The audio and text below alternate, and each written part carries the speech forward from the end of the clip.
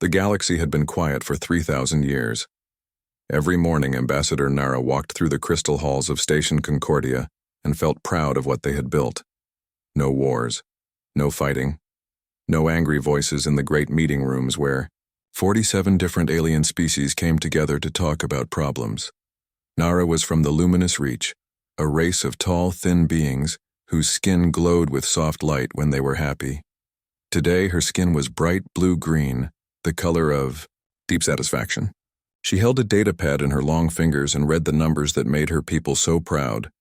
0 military fights in the past year, 0 trade arguments that got out of hand, 0 species destroyed by war.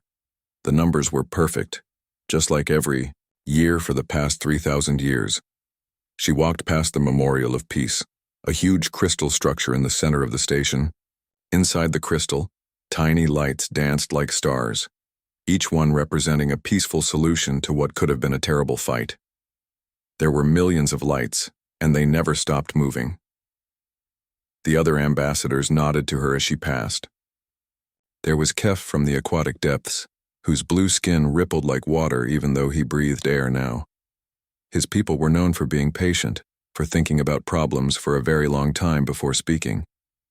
Next to him floated Zin from the Silicon Confederacy, more machine than living being who processed every decision through thousands of calculations to find the most logical answer. They all knew their roles. They all followed the rules. They all wanted the same thing, to keep the peace that their ancestors had worked so hard to create. Nara reached her office and sat down at her desk. The chair was made from living crystal that grew to fit her body perfectly. Everything on Station Concordia was designed for comfort, for calm, for peace. The walls hummed with a soft music that helped everyone think clearly and feel happy. Shio opened her daily reports. The Mineral Guild had solved a small disagreement about mining rights by giving each side exactly half of what they wanted. The Cultural Exchange Committee had organized another festival where different species shared their art and food. The Scientific Cooperation Department had approved 3 new research projects that would help everyone. Everything was working exactly as it should, but then her communication device made a sound she had never heard before. It was urgent, almost angry, completely different from the soft tones that usually announced messages. The screen flickered and showed the face of Director Wex from the Deep Space Monitoring Station. Ambassador Nara, Wex said, and his usually calm voice had a strange edge to it. We have detected something unusual. Nara felt her skin flicker from blue-green to yellow, the color of curiosity mixed with worry. What kind of unusual? A new species has achieved faster than light travel, Wex said, but their methods are different. On her screen appeared readings from the deep space sensors. Nara had seen thousands of these reports over the years. When a new species developed FTL travel, the readings were always similar. Clean energy, signatures, efficient travel patterns, careful approaches to known space routes. These readings were chaos. The energy burns were massive, wasteful, like someone had decided to power their ship by setting fire to a small star. The gravitational disturbances they left behind would take months to settle down. Their flight path zigzagged through space like they could not decide where they wanted to go, or maybe like they were exploring everything they could find. How many ships? Nara asked. Just one, as far as we can tell.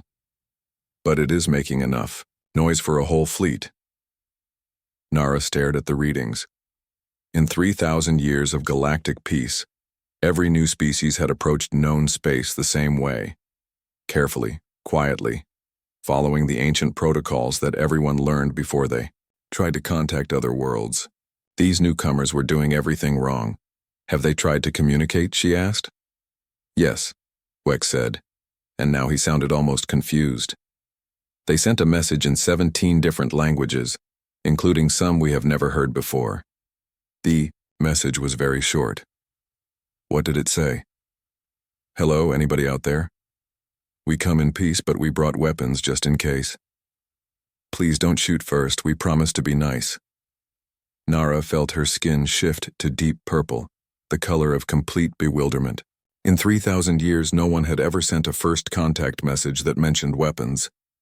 No one had ever said, "Please don't shoot first," because no one had ever thought that shooting might happen. She called an emergency meeting of the Galactic Council. Within hours, representatives from all 47 species had gathered in the Great Meeting Hall. The discussion was polite, careful, and thorough, just like always. They talked about protocols and procedures. They discussed the proper way to welcome a new species to galactic civilization. After 6 hours of gentle conversation, they reached the same conclusion they always reached: extend an invitation for peaceful first contact, offer tours of their greatest achievements, and help the newcomers understand how galactic peace worked. It was the same thing they had done 47 times before. It had always worked perfectly. None of them suspected that this time would be different. None of them knew that the galaxy they had spent 3,000 years perfecting was about to change forever. The ship that arrived at Station Concordia 3 days later made everyone stop what they were doing and stare. Ambassador Nara pressed her face against the crystal windows of the docking bay and watched the ugliest spacecraft she had ever seen slowly move toward them. It looked like someone had taken pieces from 10 different ships and welded them together with no plan at all. Parts of it were smooth and shiny. Other parts were rough and covered in scorch marks. Strange tubes and wires stuck out everywhere. The whole thing was held together by what looked like metal patches and hope. "Are we sure it will not explode?" asked Ambassador Kef, his blue skin rippling with worry. "The scans show it is safe," said Zin, though even his mechanical voice sounded uncertain. "Mostly safe." The ship made terrible noises as it docked. Metal scraped against metal. Something hissed and released steam. A few small sparks flew from one of the engine ports, but somehow it connected to the station without blowing up. The docking bay doors opened, and 3 beings walked out. Nara had seen thousands of different alien species over the years. Some were tall, some were short. Some had scales, some had fur, some were made of living crystal or metal. But these newcomers looked almost boring compared to the others. They had 2 arms, 2 legs, and faces that seemed very simple. Their skin was a plain brown color with no patterns or lights. But there was something about the way they moved that made everyone pay attention. They walked like they owned the place, not in a rude way, but like they belonged everywhere they went. Their eyes moved constantly, looking at everything, missing nothing. The one in front wore a dark blue uniform with small metal pieces on the chest. When she smiled, it made her whole face change in a way that was somehow both friendly and slightly dangerous. "Thanks for having us," she said, in a voice that was clear and strong. "I'm Captain Jin, this is Engineer Hua, and this is Scientist Maru. We brought coffee." She held up a small container that steamed and smelled like nothing any of them had ever experienced before. Ambassador Nara had been trained in first contact procedures for over 200 years. She knew exactly what to say, exactly how to act, exactly what gifts to exchange. But somehow all of that training disappeared when Captain Jin walked up to her and held out her hand. "You must be in charge," Jin said. "Nice to meet you." Nara looked at the outstretched hand. In 3,000 years of galactic diplomacy, no one had ever started first contact with such a simple gesture. There were supposed to be ceremonies, speeches, careful exchanges of cultural information, but something about Captain Jin made Nara reach out and take her hand. Jin gripped it firmly and shook it up and down 3 times, then let go. "There," Jin said. "Now we are friends." The other ambassadors stared. Friendship was something that developed over years of careful diplomatic relations, not something that happened in 10 seconds with a handshake. "Would you like some coffee?" Jin asked, pulling out small cups from her container. "It is hot and bitter, but it helps you think." Before anyone could stop her, Jin was pouring the strange brown liquid into cups and handing them out. Every health scanner in the docking bay started beeping warnings. The liquid registered as a mild toxin that could cause increased heart rate, elevated alertness, and possible addiction. Engineer Hua laughed at the sounds. "Do not worry," she said. "It only kills you very slowly." Scientist Maru rolled his eyes. "She is joking. Coffee is safe for most species. We tested it on ourselves first." Ambassador Nara looked at the cup in her hands. The liquid was dark and steamy, and smelled like roasted plants. Everything in her training told her not to drink unknown substances, but something about these humans made her want to try it. She took a small sip. It was horrible. It was bitter and harsh and made her tongue feel strange. She should have put it down immediately. Instead, she took another sip, and another. By the time she finished the cup, her skin was glowing brighter than it had in years, cycling through colors she had forgotten she could make. Good, right? Jin said, grinning.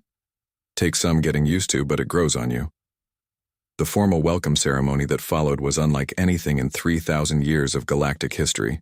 The humans sat in the wrong chairs, asked questions during the speeches, and applauded at times when they were supposed to be quiet. When Ambassador Nara presented them with the traditional 5,000-page guide to galactic diplomatic protocols, Captain Jin flipped through it quickly and said, "This is very long. Can you give us the short version?" The short version? Nara had never heard such a request. Yeah, the main points. What do we need to know? Nara thought for a moment. After 3,000 years of perfect peace, all the protocols really came down to one simple idea. Be nice to each other, she said. Perfect, Jin said, closing the book. We can do that. The rest of the council members looked at each other in confusion. No one had ever reduced their entire civilization to 3 words before. But somehow, it made perfect sense. 6 months later, Ambassador Nara woke up to the sound of arguing. She had not heard that sound in over 300 years. Voices were raised in the corridor outside her quarters, not in anger, but in excitement. Someone was laughing. Someone else was saying, "But what if we tried it this way instead?" She got dressed quickly and walked toward the sound. In the main corridor of Station Concordia, she found Engineer Hua from the human ship talking with 3 young scientists from the Silicon Confederacy. They were standing around a table covered with strange devices and papers. The problem is you keep thinking in straight lines, Hua was saying, moving her hands in wild gestures. But space is curved, right? So why not make the calculations curved? 2? One of the Silicon scientists, a young being called Nexus 7, was practically vibrating with excitement. But the formulas have always been linear. Our ancestors proved that linear calculations are the most efficient. Efficient, sure, Hua said. But are they the most interesting? Nara had never heard anyone question the ancient mathematical traditions before. The Silicon Confederacy had used the same calculation methods for 2,000 years. They worked perfectly. Why would anyone want to change them? But as she watched, she saw Nexus 7 begin to glow with a soft light that meant he was thinking very hard about new ideas. His companions were looking at Hua's curved calculations with something that might have been wonder. Nara walked on, but everywhere she went, she found similar scenes. In the cultural center, human artist Maru was teaching a group of young crystalline beings how to paint with something called abstract expressionism. Their traditional art had always been perfect geometric patterns that represented mathematical harmony. But now they were creating wild, colorful designs that made no logical sense and somehow looked more alive than anything they had made before. Art does not have to be perfect, Maru was saying as he splashed bright red paint across a crystal canvas. Sometimes the mistakes are the most beautiful parts. A young crystalline called Harmony of 7 stared at her own painting, which was full of crooked lines and uneven colors. But it is so messy, she said. Exactly. Maru grinned. Messy is good. Messy means you are trying something new. In the TU Science Center, Captain Jin was sitting with a group of researchers from 6 different species, all of them talking at once about a problem they had been working on for 50 years. The conversation was loud and chaotic, with everyone interrupting everyone else. What if the energy does not flow in a circle? Jin was saying. What if it flows in a spiral?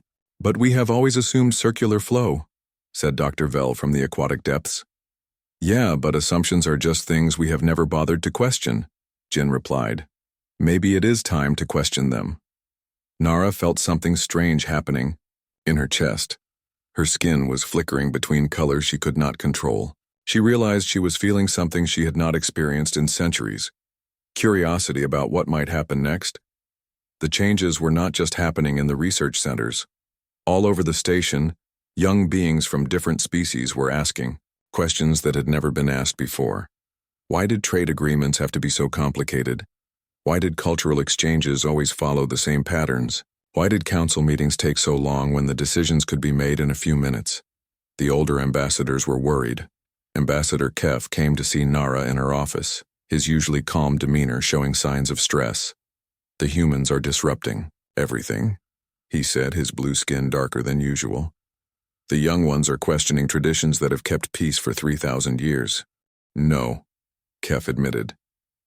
"But they are causing disorder, chaos. Things are changing too fast." Nara looked out her window at the main plaza of the station. A group of young beings from 12 different species were sitting together, sharing food, and laughing at jokes she could not hear. It was the kind of mixing that usually only happened at formal diplomatic events, but here they were doing it just because they wanted to. "Is chaos always bad?" she found herself asking. Kef stared at her. "Of course it is bad. Chaos leads to conflict. Conflict leads to war. War leads to suffering."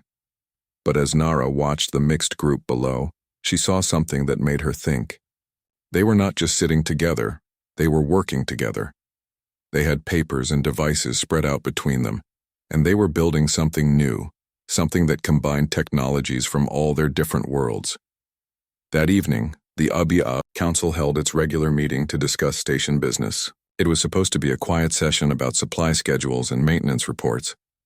But instead, Representative Hana from the Obsidian Circle stood up and said something that made everyone freeze. "I disagree with the proposed schedule," she said clearly. The chamber fell completely silent. In 3,000 years of council meetings, no one had ever simply disagreed with a proposal. They had discussed, debated politely, found compromises, reached consensus. But no one had ever just said no. Nara felt her skin shift to a color she had never seen before. Bright gold shot through with silver. Later, she would realize it was the color of excitement mixed with fear. The galaxy's perfect peace was developing cracks, and through those cracks, something new was growing. 3 months after Representative Hana said no in the council chamber, Captain Jin did something. That changed everything. She disappeared for 2 weeks with her ship, ignoring all requests to explain where she was going. When she came back, her face was hard and angry in a way that made even the bravest ambassadors step back. "We need to talk," she told the emergency council session she had demanded. "All of you, right now."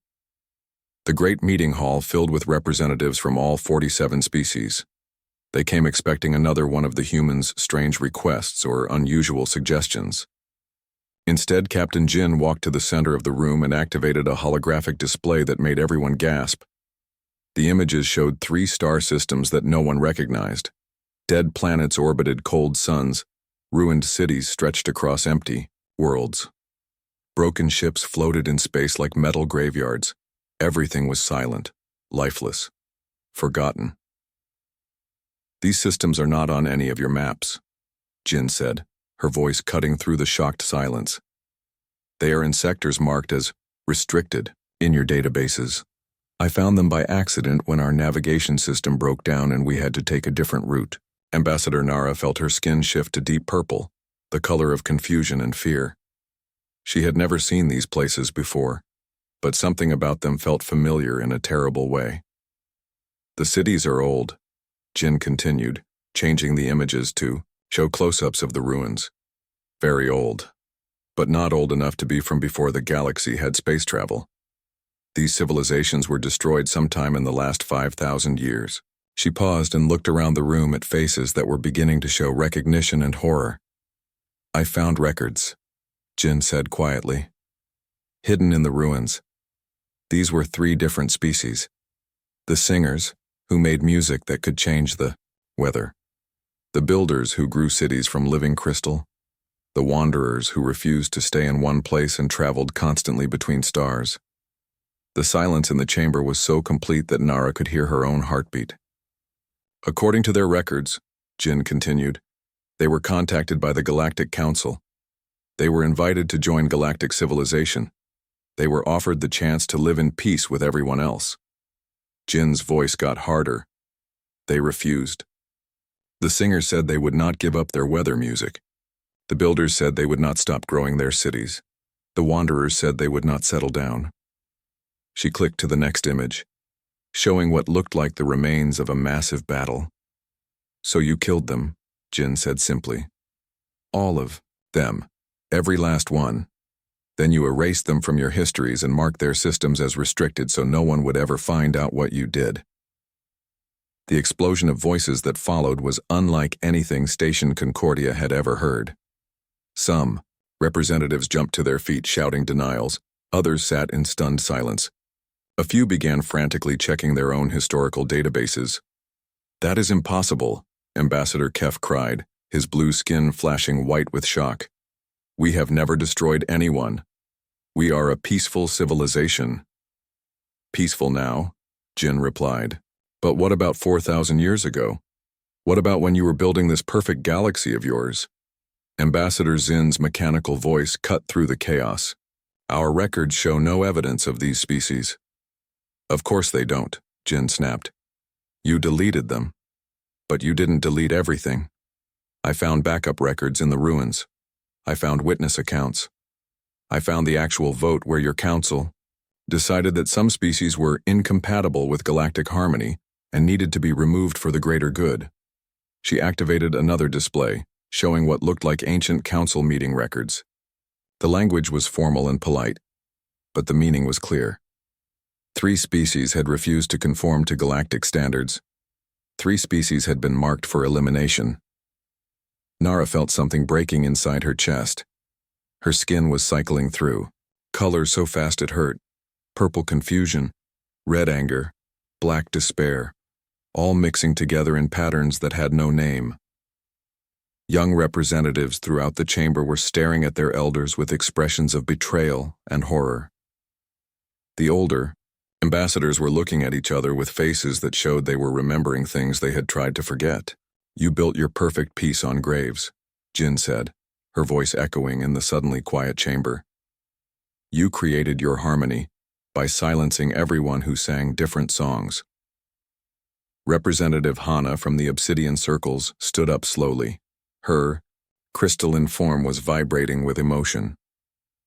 "My grandmother," she said in a voice barely above a whisper. "She used to tell stories about the singing storms. I thought they were just fairy tales." Other young representatives began to speak. Half-remembered stories, old songs that mentioned lost friends among the stars, gaps in their histories that had never been explained. Ambassador Nara looked around the chamber and realized that everything she had believed about her civilization was a lie. The perfect peace she had been so proud of was built on the bones of everyone who had refused to be perfect. "So what happens now?" asked Ambassador Vel, his ancient voice shaking. Captain Jin looked at him with eyes that held no forgiveness but also no hatred, just a tired sadness that made Nara's heart break. "Now," Jin said, "you decide who you really want to be." 6 months later, the galaxy barely resembled its former self. The council now featured actual debates and raised voices. 3 species had revolutions, 7 new governments formed. Trade monopolies shattered into vibrant chaos that made everyone more prosperous. The galaxy's first military conflict in 3 millennia lasted 4 hours. When the Hegemon Collective tried maintaining old order through force, 46 united species proved remarkably decisive. Humans provided tactical advice and moral support.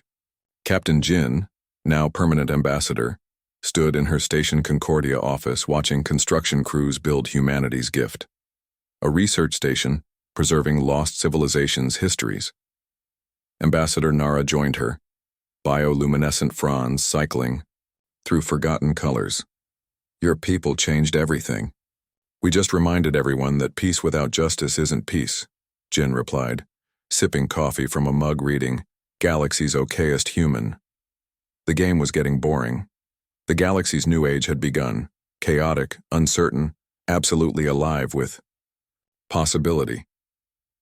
For the first time in 3,000 years, no one knew what would happen next. That the humans had taught them, was the whole point.